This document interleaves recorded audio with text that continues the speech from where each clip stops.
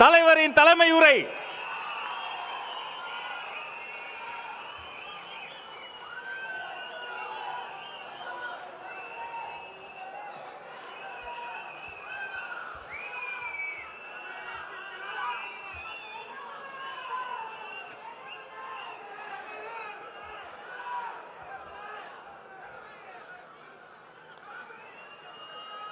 என் நெஞ்சில் குடியிருக்கும்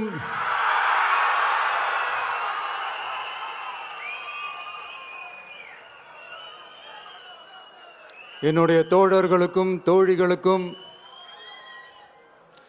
தமிழக மக்களுக்கும் என்னுடைய வணக்கம்.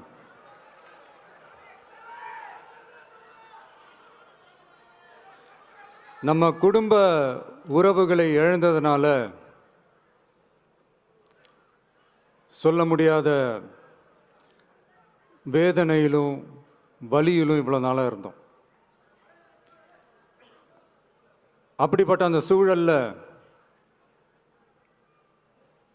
நம்ம சொந்தங்களின் மனம் பற்றி இருக்க வேண்டியது நம்மளுடைய கடமை. அதனால தான் அவங்களோட சேர்ந்து அமைதி காத்து வந்தோம்.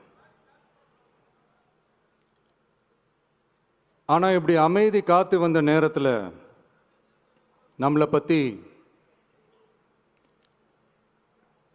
வன்ம அரசியல் வலைகள்,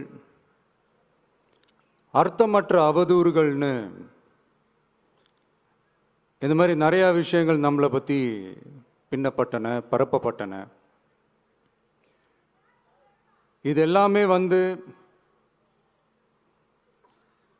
சட்டம் மற்றும் சத்தியத்தின் துணை கொண்டு துடைத்து எறிய தான் போகிறோம்.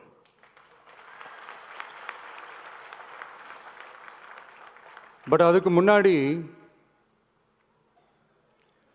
தமிழக சட்டமன்றத்தில் நமக்கு எதிராக நிகழ்த்தப்பட்ட ஓர் உரைக்கு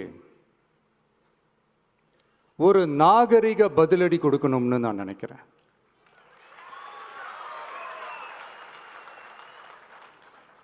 அரசியல் செய்ய விருப்பமில்லை, அரசியல் செய்ய விருப்பமில்லைன்னு அடிக்கடி சொல்ற முதல்வர் நம்மளை குறிப்பிட்டு பல்வேறு அவதூறுகளை பதிவு செய்வதன் வாயிலாக பெருந்தன்மையை பேரளவில் மட்டுமே பேசும் முதல்வர் 15/10/2025 அன்னைக்கு தமிழக சட்டமன்றத்தில் நமக்கு எதிராக பேசிய பேச்சில் எவ்வளவு வன்மத்தை கக்கியுள்ளார் என்பதையும்,